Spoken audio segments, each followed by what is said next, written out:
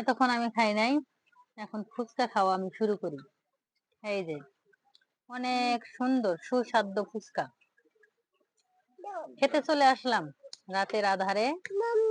হাওরের সুস্বাদু ফুচকা, সুস্বাদু ফুচকা খেতে আসলাম রাতের আধারে হাওরের ভিতরে। এই যে আমি খাই কেমন করে আপনারা শুধু দেখেন।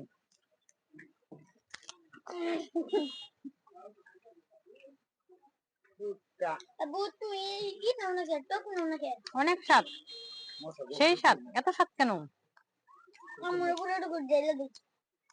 কিন্তু মশার যন্ত্রণায় খেতে পারতেছি না, কারণ মশা খালি বিনা টাকার ইনজেকশন দিতেছে। দেখেন অনেক গাড়ি ঘোড়া, অনেক কোলাহল চলতেছে।